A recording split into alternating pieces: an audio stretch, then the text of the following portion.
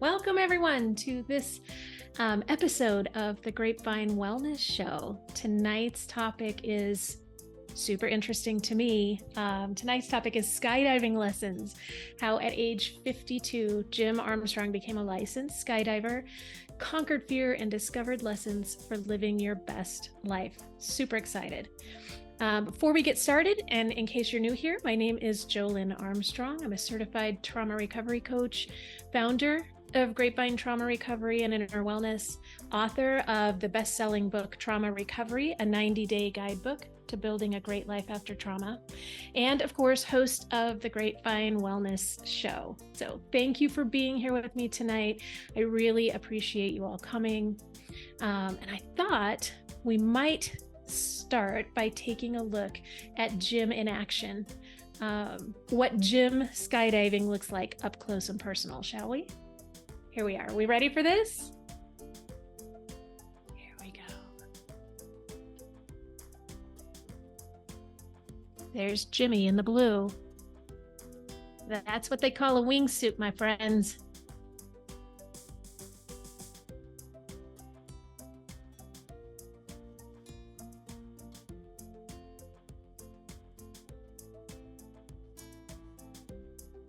That's a good friend of mine who's doing the videoing. He's also wingsuiting with me.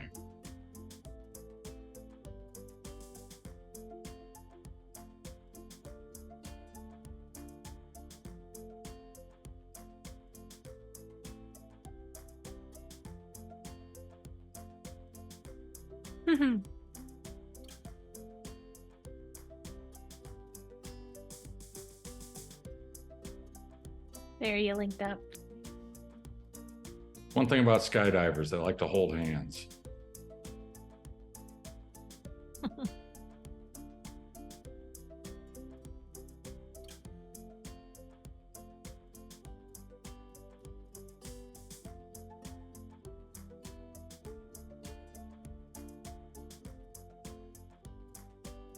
Oh, that looked rough.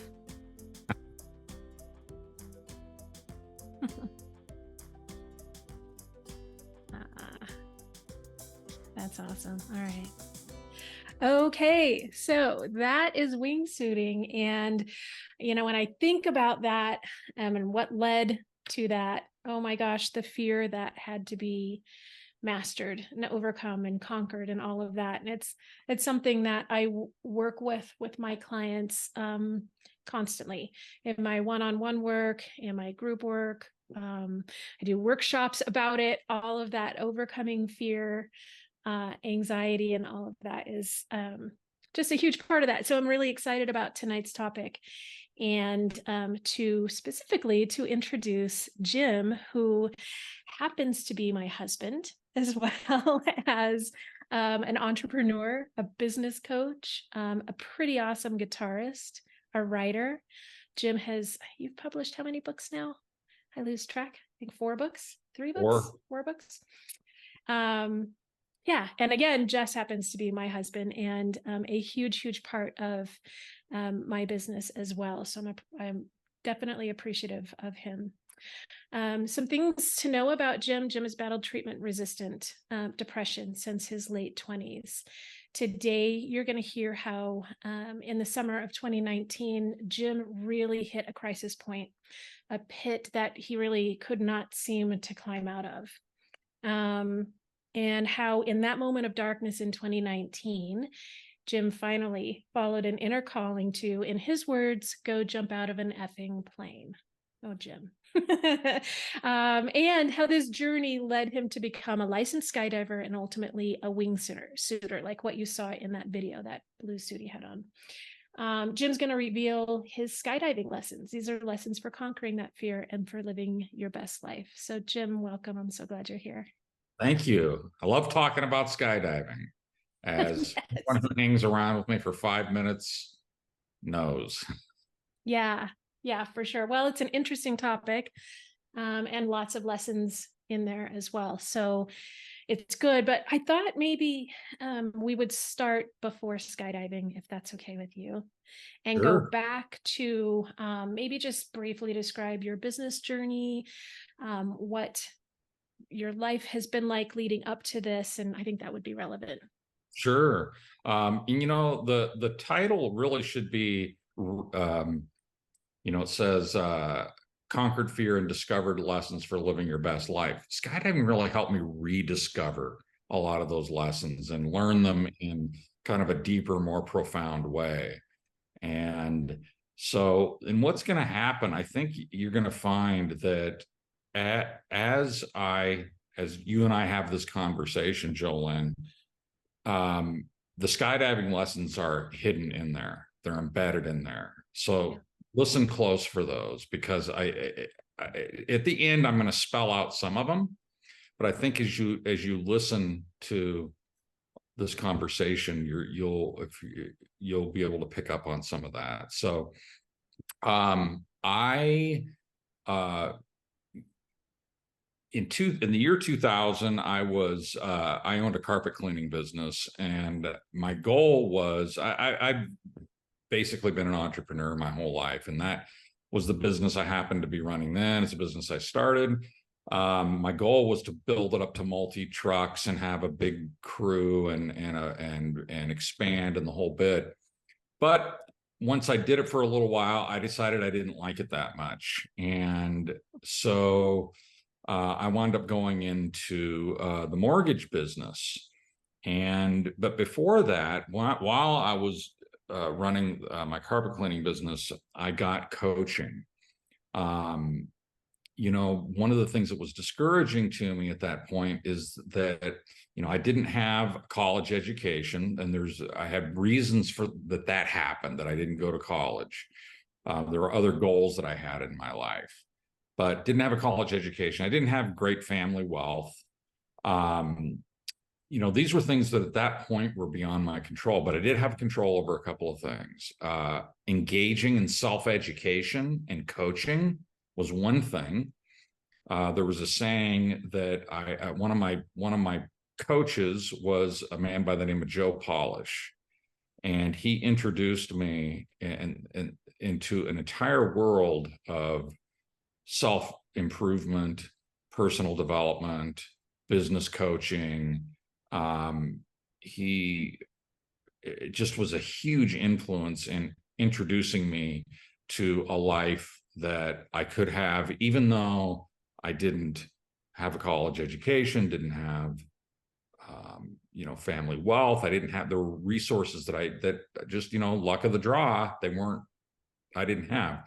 And one thing that I learned from him was poor people have big TVs, rich people have big libraries. And I went, okay, I can control how big of a library I have. And so I just started reading voraciously and listening to recordings of people that, had successful lives and had successful businesses.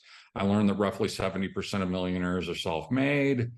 And that was an eye-opener for me. I didn't realize that. And in 2002, Hey Jim, if I can stop you before you go to that, it just as you're telling this story, this part of your life where you saw the things that you didn't have control of.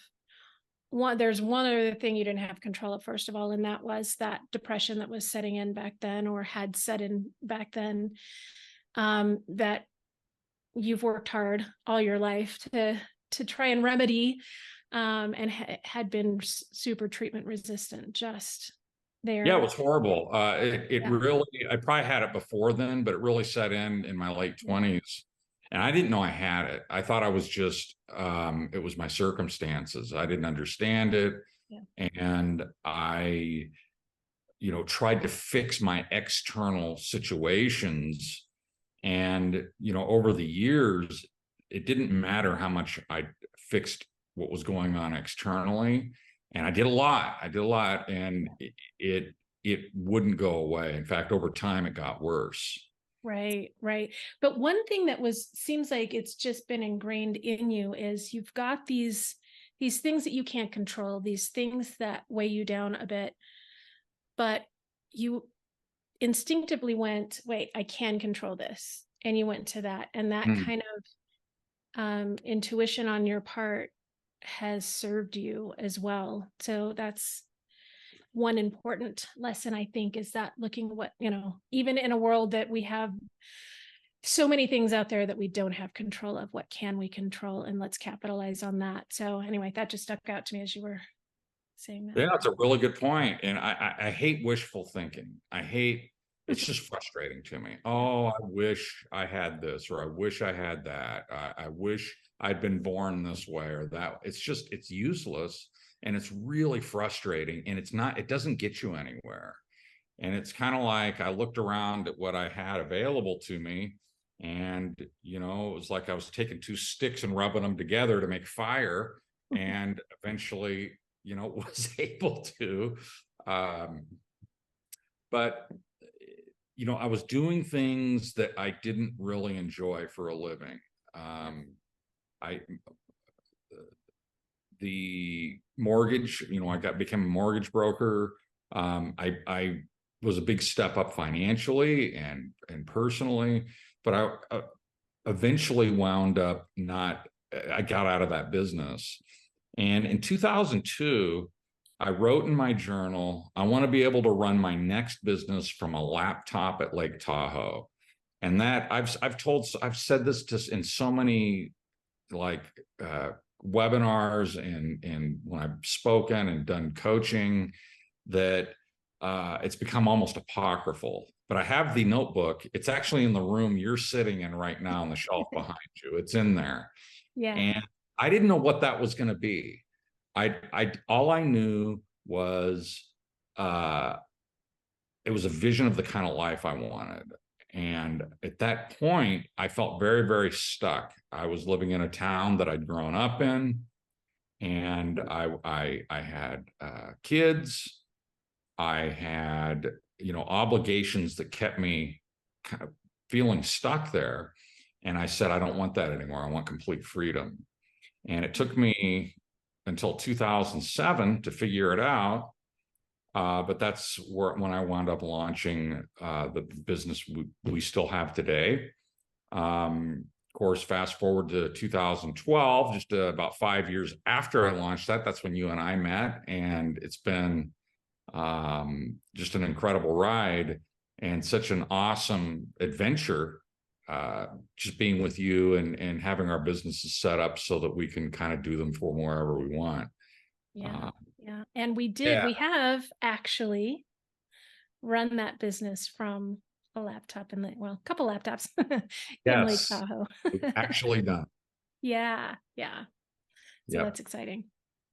So maybe I'll stop us right here. Speaking of Lake Tahoe, and we'll cut this out of the recording if you want to, but um, many of our attendees know that we are living in Reno now, but which is just down the hill from Lake Tahoe, actually. And we've been up there a few times since we've lived here, just under a year, but we actually got married in Lake Tahoe about 10 years ago, almost exactly 10 years ago. And so I just wanted to share that with our listeners that because I'm just kind of excited about this weekend. Our 10th anniversary is this weekend, and we will be not working from Lake Tahoe this time, but renewing our vows in Lake Tahoe this weekend. So I'm pretty excited about that. And Lake Tahoe holds a special place in my heart, as it does Jim's. And yeah.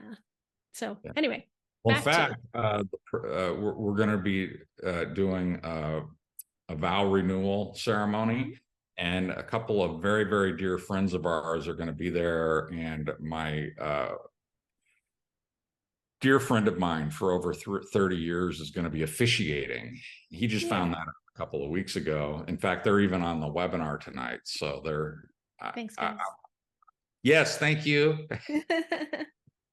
Now it's official. You can't back out. And neither can you, Jim. Funny. Yeah. Okay. So back to, we'll leave our marriage aside for just a second. And let's talk about, we've talked a bit about business, where we were at, but let's talk about how you got interested in skydiving. How did that come about? Well, it was around 2012 or 2013. I was on YouTube and I saw a video of a guy standing in what looked like a flying squirrel suit, standing on the edge of a cliff. And I went, oh, he's not going to jump. He's not going to jump off the cliff. Up there he went. And he fell like a sack of hammers and then caught air and then got horizontal flight. And what I didn't know at the time was I was watching the sport of wingsuiting. I'd never heard it before. It really only took off around the year 1999 or 2000. So it wasn't that even that old of a sport at that time. But I thought at first might have been CGI because I couldn't believe that these guys were flying along mountains and staying up for minutes at a time. And so eventually I discovered, this is a real thing. It's a real sport. And so I looked into what do you got to do to be a wingsuiter? It looked incredible. Turns out you have to first become a traditional skydiver and you have to get 200. You have to become a licensed skydiver and you have to get 200 jumps. Then you can start your wingsuit training. And there weren't any drop zones near where we were at the time. A drop zone is an airport that allows skydivers to. Yes. And there weren't any nearby. And I just kind of backburnered the idea, but it was always there. Mm-hmm. I'd look up videos of skydivers and wingsuiters, and it just really was fascinating to me. You know, when I was a little boy, I had a blue blanket, kind of like Linus's blanket, same color, everything. I'm talking 3, 4, 5 years old. And I used to tie it around my neck after watching the old black and white Superman. And I'd fly around, you know, like all the little kids. I wanted to be Superman. I went as Superman, you know, for Halloween one year. I think I was 5 or 6, maybe. So to me, these guys were living that dream of flying like Superman. It just occurred to me, what color is your wingsuit? Blue. Yes, it was the exact same color as that wingsuit, that powder blue. Oh wow, that's so funny. Yeah, I'd never thought of that. Huh. Yeah. Interesting. I'd never thought of that before. Okay. Well, Linus's blanket for real. Yes. So in 2019, you know, I hit a real rough spot, and I just couldn't seem to pull out of it. And it was really bad, and it was lasting, and it wasn't going anywhere. And I just had this like internal thing saying, go jump out of an effing plane. I'm keeping it PG. Thank you. So I went and Googled, you know, parachuting near me or skydiving near me.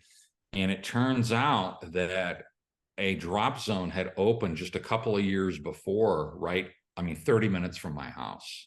Yeah. In Colorado, where we were living. Yeah. Yep. In Colorado. We were in Colorado at the time. This is 2019. And so I called them, and I remember Bree was the manager there, and she answered the phone, and I said, look, I want to do a tandem skydive. I want to try it first, you know, to see if I can even stand doing this crazy thing. But I asked her, I felt a little embarrassed. I felt a little like, I don't know, presumptuous. And I said, look, the real reason I want to come and do a tandem is because I want to become a wingsuiter. So I'm sorry, can you tell those of us who don't know the difference between different kinds of jumps, a tandem jump? Sure. Yeah. So a tandem is when you go and you're connected to an instructor and you're sitting in front of, you've seen them in movies before, you can find them on YouTube, and you're connected to them. They do everything. They deploy the parachute, they fly it down, they land you. So you're just there for the experience, and you don't need a license or anything for that. You can just go. Mm-hmm. If you decide you want to jump solo, then you have to become a licensed skydiver, and there's a whole process for that. And those are the kind of the nickname for those are fun jumpers. They're just out there. They're just throwing themselves out of airplanes. Gotcha. Thank you, Jim. Yeah. So I booked the tandem. It was on a Friday. I booked it for Monday, and I spent the entire weekend. The best I can describe it is I felt like I was on a mild hallucinogenic. It just seemed so surreal that I was going to go do this. I was 52, and I'm not an extreme sports guy. I don't ride. You are now. Yeah. I picked pretty much one of the most extreme you can do. Yeah.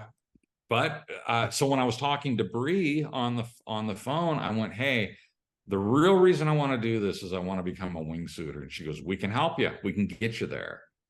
And so,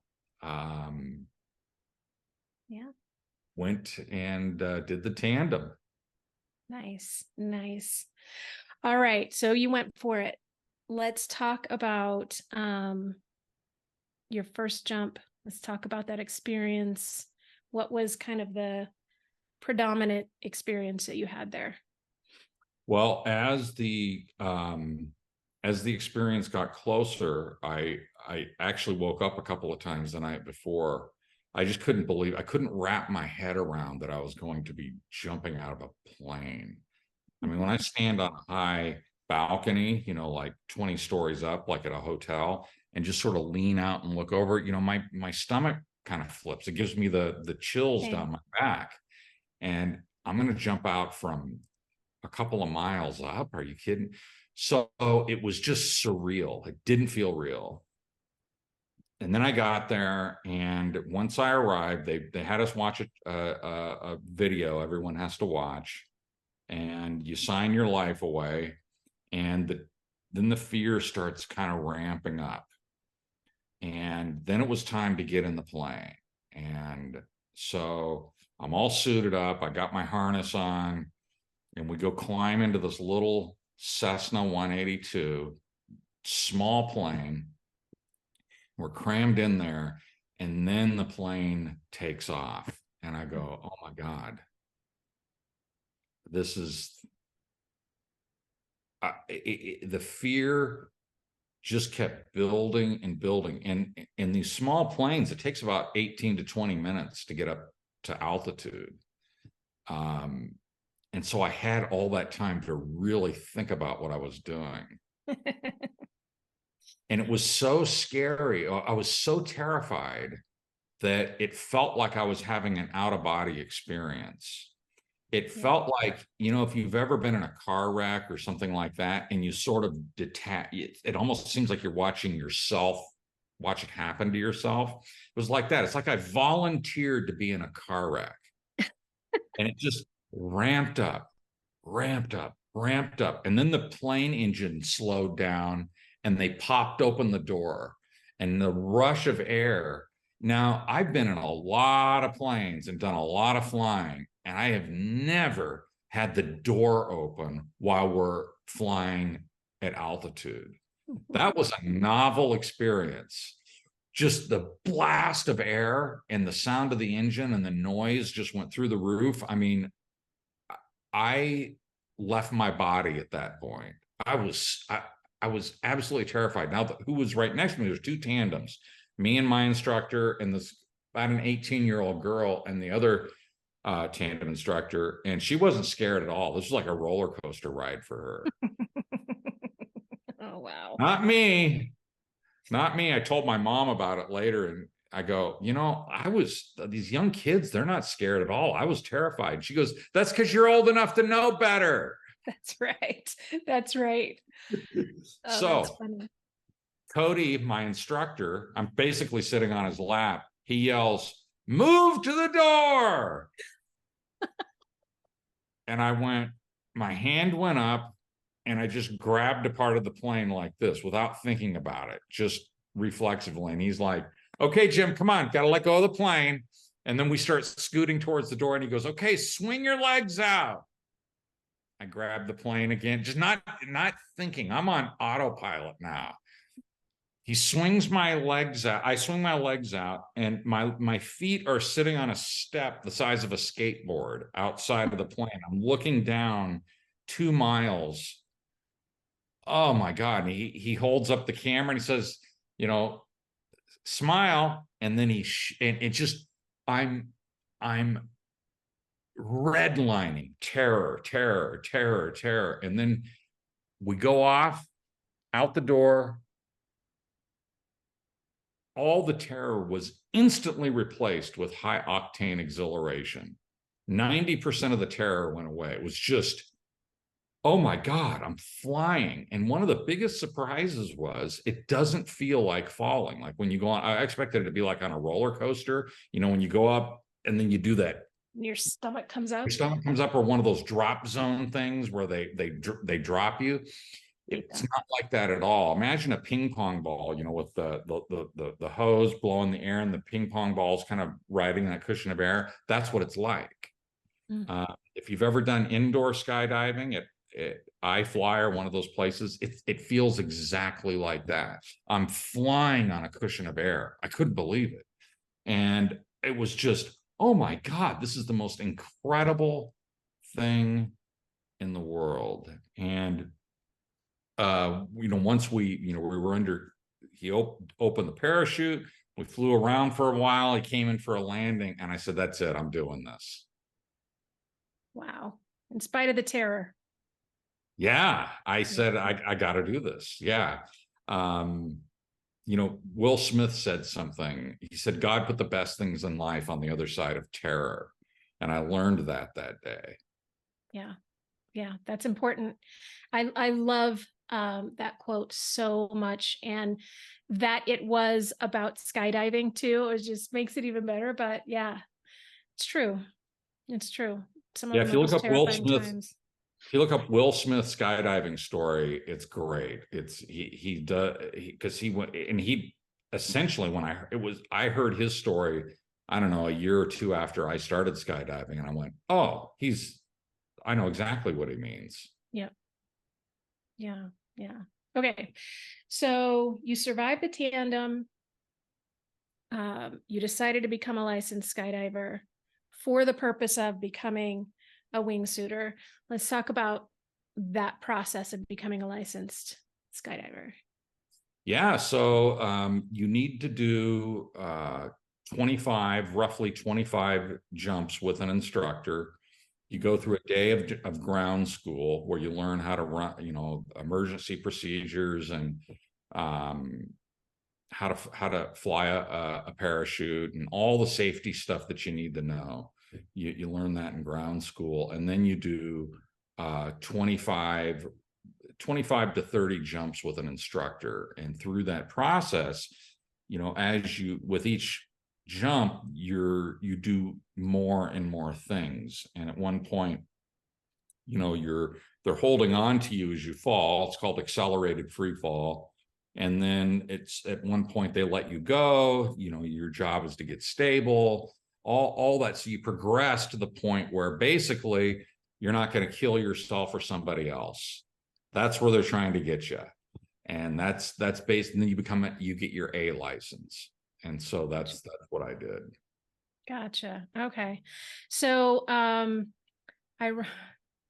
want to back up just really quickly, because I think about the fear involved in that and how terrifying it was to jump strapped to someone else who knew very well what they were doing and was probably the safest jump you ever did. Or would do for quite some time, actually. But before that jump, some of those, like the safety video and the release that you sign, all of it is saying you could die. This is a dangerous sport. if you die, like, you can't do anything to us about it. Like, all the things, like, they're really, really kind of blatant about, dude, you're you're stepping into it here. And so eyes wide open, like, okay, this is no joke. I'm not learning to ride a bike here. This isn't a roller coaster ride. There's no guardrails. There's no. Yeah. Now, when I said you sign your life away, I mean, technically, you are saying, right, if I die, my heirs can't come back and sue you because you went in knowing you could die doing this, Yeah. So, what helped me in this process is I did my research, and turns out that skydiving, it's a dangerous sport that can be done very, very safely. So if you're doing tandems, 1 in 500,000 tandem jumps results in a fatality. You're more likely to die in a car accident on your way to the drop zone. Okay. Yeah. And 1 in 250,000 fun jumps, solo jumps by yourself, winds up in a fatality. It's 1 in 250,000 chance of dying. Your odds of dying are really low, and you have a lot of control over. Yeah. There are things you can do to reduce those odds. Well, I knew going in those stats. Good. So that had to be a help, right? That was helpful. But when that door opens and you're about to jump out, not so helpful. It becomes very, very real. It's not an abstract mathematical concept anymore. Yeah. Well, there's a real reason for that. You actually lose access to your executive functioning when you're that terrified, right? When you Yes. Nope, it's all like primal. Yeah. So let's talk about how you overcame that and were able to get from that terror to jumping out of a plane by yourself, like we saw in the video. Oh, you bet. So I will say this, it's not this terrifying. For most of the jumpers that I jump with and learned with, it wasn't this terrifying for them. So if you're ever considering doing skydiving, it's not this way for everybody. It was for me. It's always scary, but this was a level where I wanted to quit. So, I enrolled, and I said, sign me up for the A license course. And I went and did my ground school, and we were going to do a jump that day. And they went, nah, it's too late in the day. The winds have picked up. We'll do it tomorrow morning, first thing. So I come back the next morning. They suit me up, we put on the gear. We climb in the plane, and I am so terrified. It's worse in a way than the tandem, because I'm going to be on my own. Once we leave that door, I'm going to have an instructor hanging on to me and keeping me stable, but I'm going to have to land this thing and deploy my chute and all that stuff on my own. That's with 1 day's training. Okay. So it's not funny. So we're going up, and I am absolutely miserable. I'm just, it's like, again, an out-of-body experience. I'm so scared. So I remembered a meditation technique that you showed me. Mm-hmm. And it was what I would do on the plane on the way up. As I breathe in, I'd say, I'm present in this moment. Breathe out. This is a beautiful moment. Breathe in. Skydiving is safe. Breathe out. Skydiving is fun. And we got up there, and the door opens, and the door became a trigger for me. And so I'm climbing out, and in the Cessnas, they're small planes. You can't just leap out the door like you see in a lot of the videos. You have to hold the strut of the wing that's holding the wing up and step out onto a little step under the wing. So you're hanging on under the wing, and then you jump. So, I stuck my foot out the door, and you're doing 80 miles an hour. the plane slows down to 80. Well, you ever stuck your hand out of the car window at 80 miles an hour? I mean, it's so you're putting your foot out and you're trying to put it on this step and it's blowing all over the place. It's really not as bad as it's as I felt like it was, because later on I just step out, climb out, and you saw the video. Oh my Lord. So we get out there, my instructor grabs hold of me, my jumpsuit. He shakes me, and that's my signal that he's ready. And I just go, terror, terror, terror. We leap out of the plane.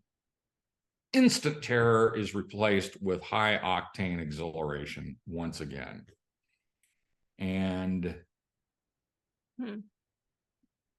what began to happen is, I mean, we did 3 jumps that day. So here we go, load up in the plane again. And when I hit the ground, when I came in for the landing and landed, and I wasn't injured or killed, I just let out a whoop. I was like, oh my God, I did it. I can't believe this. Wow, I'm on the ground. And to go from instantly in a split second from terror to exhilaration, and then 3 minutes later when you land the parachute to I've lived, I've made it, and then go back and repeat it voluntarily. Yeah. It does things for you, and we'll get into that in a minute. Yeah. I love that. So you used a meditation technique. It's a name for it is mantra breathing, right? That kind of at least kept you somewhat in your body on the way up.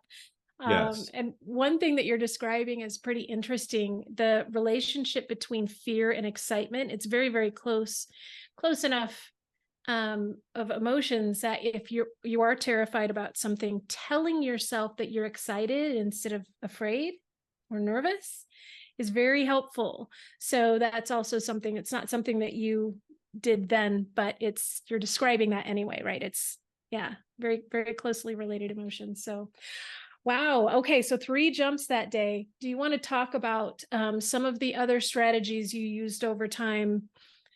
Because I don't remember you saying the fear went away after the first jump or 2. It didn't go away. Yeah. So I went up, 2 days later. So I took a day off, and then I go back again, going up in the plane again. And I started doing the meditating. And you taught me this as well, that when fear was happening, remember, you're not the fear. The fear is just a thing out here. It's not you. And so when the fear would be, threatened to overwhelm me, I would picture it as a pink cloud, and it just said fear on it. And I just, that's just fear. Just, oh, there it goes. There it goes.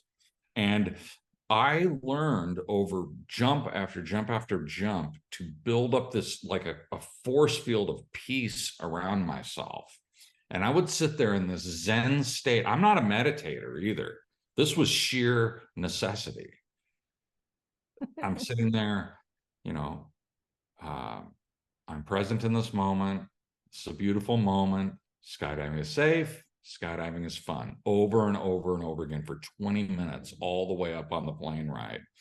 And it got to the point where the door would open and I'd still keep my eyes half closed. I'd keep my heart rate down, and my body learned that the door represented peace and exhilaration and no more fear. So I began to want to get off the plane, because in the plane is where the fear was. Counterintuitively, I was perfectly safe in the plane, but I knew that once I got out that door, no more fear, no more pain, just exhilaration. I would visualize a good outcome. I would see myself coming in for a smooth landing. Nice. Another thing that happened that I didn't really, I kind of knew intuitively, and I didn't learn about it till later. It's called exposure therapy. When you voluntarily expose yourself to something that you're afraid of, you conquer that fear. And it's a technique that's used by therapists. Yeah. The So really important part of that is the voluntary part, right? So there are people out there who think, oh yeah, I'm just going to expose this. For this person's afraid of this thing, I'm just going to like jump scare them or whatever. No, no, no. The voluntary part's the really, really important part of that's, that. yeah, had someone thrown me out of a plane, It'd be these different. techniques probably wouldn't have been nearly as effective. Right. Right. Oh, that's funny. That's funny. So you visualization, good Mhm. outcome, good landing, which took you a while. It took a while. Yeah. I was landing challenged. Mhm. I never missed the planet. I always wound up hitting the planet, but Good for you. sometimes kind of roughly. Yes, yes. There's a thing called parachute landing fall.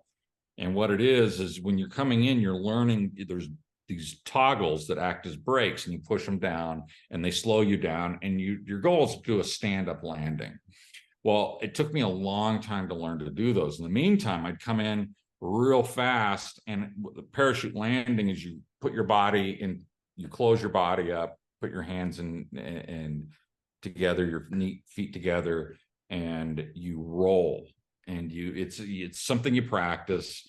And I wound up using that technique an awful lot in the beginning because Wasn't there a nickname around that? parachute landing fall. You were the king of. Oh, the king of PLF. Yes. Yeah. Yeah. Oh my God. There were more than one time, and it was a dirt landing area. So when I'd come in for one of these landings, I wouldn't just like fall and hit my, land on my knees. Oh no. I'd come in so fast that I'd tumble along the ground. Like if you ever watch the $6 Million Man in the opening credits when his spaceship comes in and plows into the ground and that's what it looked like. And there were more than one time when I'd stand up out of a cloud of dust and the owner and several of the others would be sprinting towards me and they'd see that I'd stood up and they looked at me like, how are you standing after that? You okay over there, Jim? Yeah, I'm fine. Well, there were MRIs involved during that learning period. Oh There were yeah. yeah, CT scan. I don't Multiple know what all. bruises, contusions, hematomas. It was like being on a tackle football team for me Yeah. because my landings weren't great. I can land well now. I don't hurt myself anymore, but a lot of bruises. Yeah, it didn't help that you learned to skydive at a very high elevation where you actually come in faster. People don't always know that. Yep. And in a rocky, dirty landing zone that was tiny compared to most. Most are much larger and grassy and softer and a little bit more forgiving, but you. They're a bunch of candy asses. Try Your landing in legs reflected it. a rock strewn dirt field at a 5,500 foot elevation. Oh my gosh. Yeah. The Okay. owner told me, he goes, Jim, if you can learn to land here, you can land anywhere. Okay. Yeah. It's the truth too. Now it's like a gift to land it. I really, really wanted this, or I wouldn't have put up with the bruising and the injuries. And oh my God. Okay. All right. Back to it. All right. So mantra breathing, cone of peace around you. Yes. There's a couple of ways to kind of boost the effectiveness of those two together too. So when you're breathing and you come up with whatever mantra, your mantra happened to also be true. Skydiving is safer than driving to the drop zone, as you mentioned. And skydiving actually is fun. It's fun for you now. So you came up with a mantra that was meaningful to you and you repeated it. It was easily repeatable as you're breathing. If your out breaths are longer than your in breaths during a time of high anxiety, your heart's racing, that will help slow things down. I'm not sure that you did that, but that's I didn't know that part. yeah. So out breaths longer than in breaths. And really imagine this cone of peace around you if you're dealing with something like this and employing these tactics, that you're breathing in that cone of peace that's around you and then contributing to the, whatever the mantra is, you're exchanging that with this cone of peace that's around you. So just some little added benefits there. So exposure, willful exposure, visualization. Let's keep going. Yes, and over time, the I learned to build up that cone of peace to where it was that it was like a force field. Yeah. Uh, it was impenetrable. The door would open, which was a trigger. The other guys would start. The more experienced jumpers would climb out first. The plane would rock a little bit as they did it every time because it's a small plane. And I just skydiving is safe. Skydiving is fun, and it wouldn't shatter. And I got to the point where I could keep that cone of peace all the way out to where I was under the wing and then the exhilaration. Nice. And I'm not a meditator, and I've used it for other things too, not just after I learned to do it. Other things that made me nervous or what have you, I'd use a mantra like that. Yeah, good. So the One other thing fear. I forgot. One other thing that I did is I took away permission for me to quit, and I did it a number of times. I remember getting up in the morning and looking out and praying for rain, and it was 5 in the morning, and I remember looking in the mirror. It's dark outside. I'm heading off. It's cold, and I wanted to quit.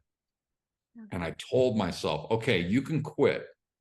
Once you get your A license, then you can quit and you never have to jump again, but you're getting your damn A license. And then another time I remember we were flying up in the plane. It was one of the first 5 or 6 jumps. I wanted to tap the pilot on the shoulder and say, take me down. I can't do this. And I said to myself, okay, you don't have to do this. But the only way you're getting down on the ground is out that door from 9,000 feet up. Now, once you land, you can get in your car and drive away, but you're going out that damn door. And only I didn't say damn. I used a lot of F-bombs during this time. That was part of my mantra. And that's what I did. And it was like I took quitting wasn't an option. I took that off the table. And I had to do that a number of times. Just nope. It doesn't matter how you feel. Too bad. You're going.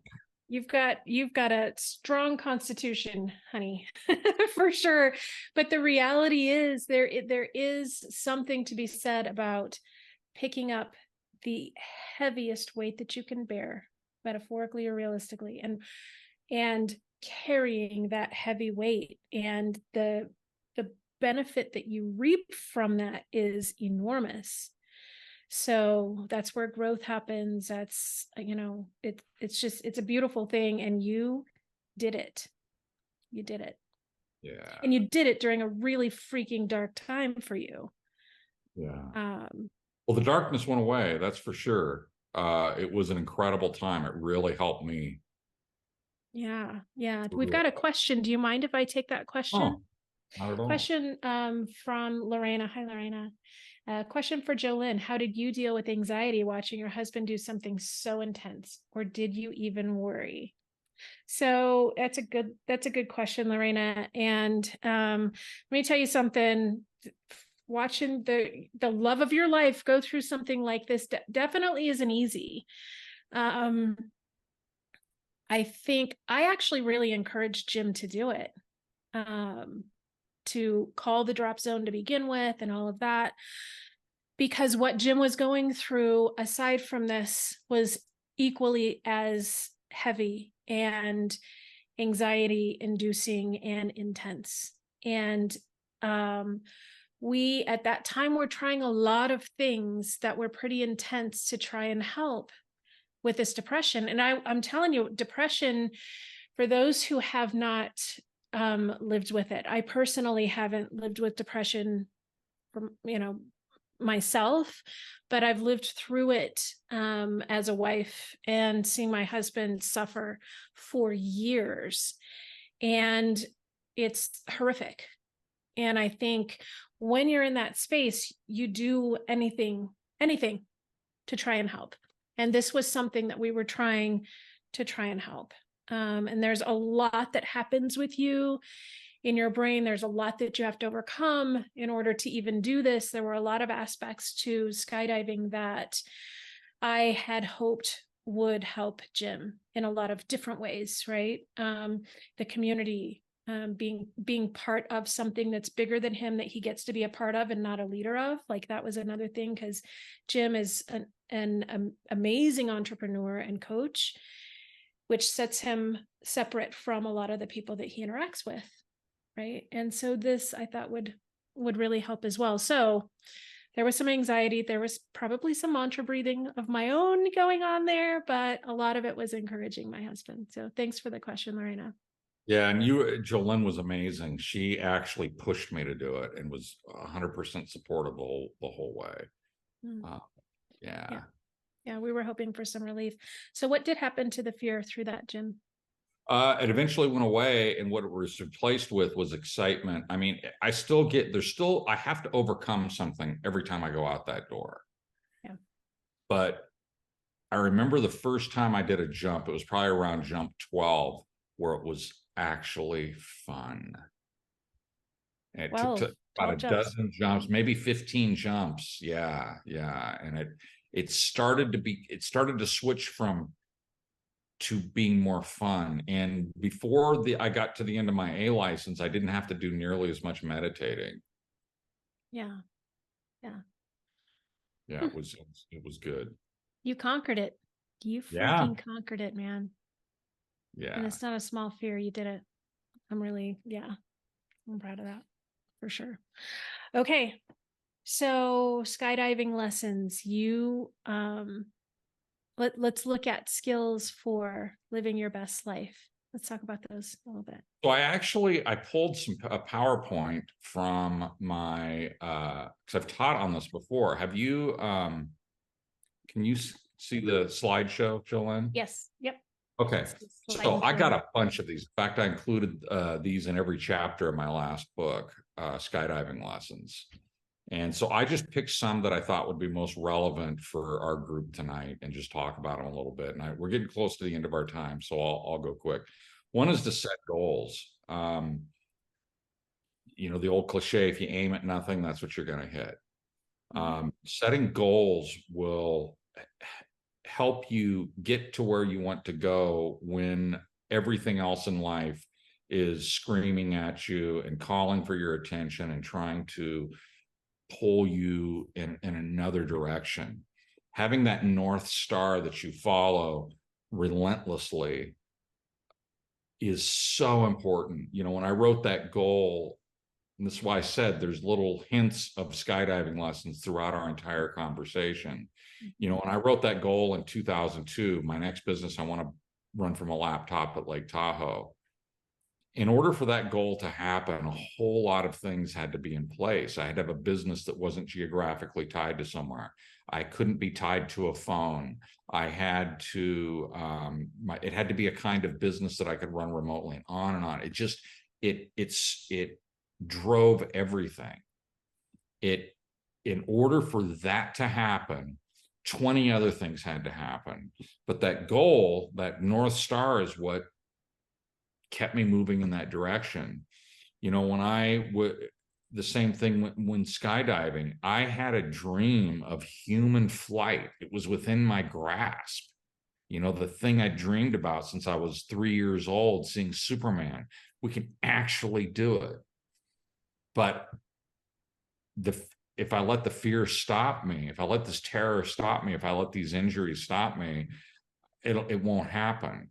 And so having that North Star, I'm going to be a wingsuiter, that kept me going. And, whatever it is you're going to set in life, have a goal. And if it's not written down, it's not a goal, it's a wish. So write it down. Okay. That's the first encouragement I have. The second thing is to get coaching. Whatever it is you're trying to do. Now, maybe you're on this presentation because you're dealing with an emotional wellness issue of some kind. And I consider therapy life coaching. Jolyn is a coach. She's an emotional wellness coach. And if your North Star might be to overcome a traumatic event that's impacting your life and putting a lid on your potential. It may be that you're battling a dark depression or anxiety or some emotional thing that is keeping you from doing what you know you're capable of. So get coaching for that. Maybe there's something you want to do. Maybe you want to start your own business. Maybe you want to grow your business to a new level. Maybe you want to become a martial artist, what have you. There are people out there who've walked that path. Okay. You don't have to start with inventing fire. Okay. This, or reinventing the wheel. This is what you're trying to accomplish, has most likely been done before. And you can learn from others' mistakes. You know, if I'd gone out and tried to do skydiving without any coaching, I'd probably be dead. Okay. I probably wouldn't have lasted. I'm almost 500 jumps now. And it's because of coaching. Okay. Get coaching. Coaching is a shortcut to whatever goal it is you're trying to reach, whether that's better mental health, emotional health, a personal goal, a business goal, whatever it is. So many of the big,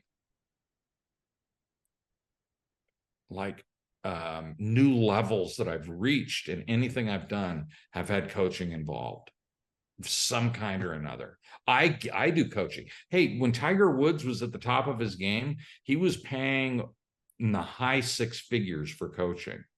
Why would the best golfer in the world hire a coach? Well, it's because you can't see your own golf swing. You need an outside, objective, second set of eyes to look in and pinpoint where you need help. That's where coaching comes in and where it can help you. Love this quote. God put the best things in life on the other side of terror. Do what scares you.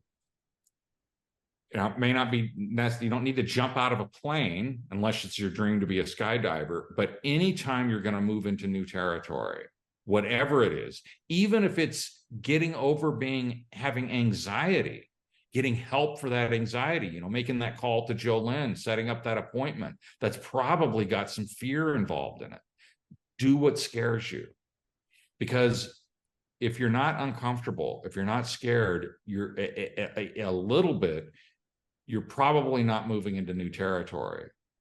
And if you want change in your life, whatever that change is, whether it's to eliminate depression, overcome trauma, start your own business, learn to mountain climb, whatever it is, you're going to have to face discomfort.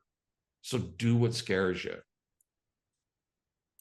You're capable of more than you think. Okay.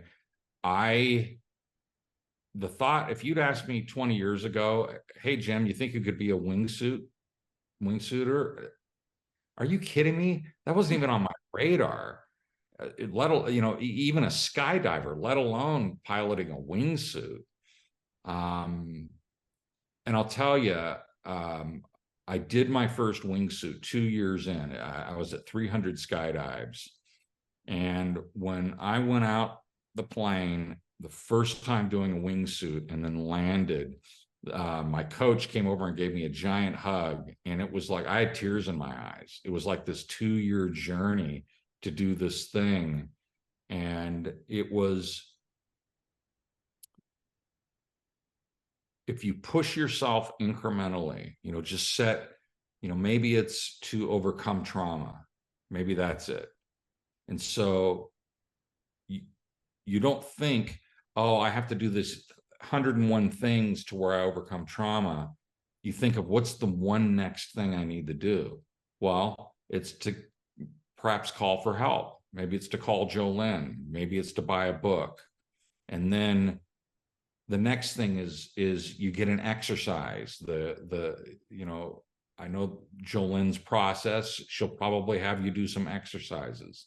They're going to make you uncomfortable, and you may not even feel capable of it, but you take that little tiny step. That's what we did in skydiving. They would teach us one skill at a time. Each jump, they would teach one skill. They didn't try and teach you 20, because there's no way you could remember it all. You learned one thing at a time. And by doing that one thing at a time, you can achieve a lot more than you probably realize. Okay. And finally, make your business and your life an adventure. You know, like I said, coming down for that landing on that first wingsuit was just, you know, it's hard to describe with words what that felt like. And, you know, going back to that goal that I set back in 2002 to be able to run my business from a laptop at Lake Tahoe, you know, what I was describing really was having a life of adventure. And it's made all the difference. And so that's it for the skydiving lessons. That's great, Jimmy. Thank you. Yeah, love it.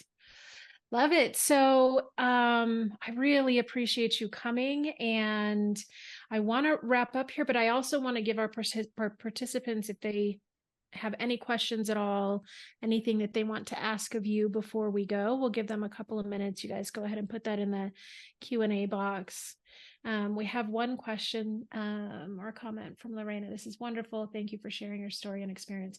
There's so many parallels to overcoming trauma, which is full of triggers and fears. 100%, Lorena. This is why I was excited for Jim to come on, because this is, his overcoming this fear that caused what Jim described was dissociation, right? Like an outer body experience. It was no small thing. This wasn't, I'm afraid of a spider or whatever. It was, terror, absolute terror. Well, I don't know. Spiders are pretty terrifying to me too, but thank you. Did you ever doubt Jimmy's commitment to the band? I wonder who that's from. Jim? Well, you know, I have got to get my Lamborghini out of Hawk, and we have a plan to do that. We're going to sell 1 million albums at least, and t-shirts, and we're gonna get that Lambo out. So I'm definitely committed. So for those of our attendees who may not know, Jim and his wonderful, unbelievably talented musician friends have put their heart and soul into an amazing album that they've been, we've had 3 singles released now, and the full album is being released later this month. So that's what some of those questions are. And I think probably have we all questioned Jim's commitment to the band, or have we never ever questioned Jim's commitment to the band? It's 11wire.com, 11wireband.com, or you can spell out 11wire.com. Maybe we can put the link in the. You can follow us. You can get the singles and buy merch, and I believe together we can get that Lamborghini out of Hawk. That's right. That's I would appreciate that. There we go. 11wireband.com. There it is. There's a link. I hope everyone can see that, because it is. Put it in the chat box. You can. Should we put it in the chat box? Here, I'll do that real quick. I'll do it. You'll do it. Okay. Since it's your band, you be committed to your band, Jim. I am. Jim is an unbelievably talented. It's not going to let me. You have to do it. You're the. Oh, I'm the boss. I'm the boss of you. Where's chat at? Here it is. 11wireband.com, all spelled out.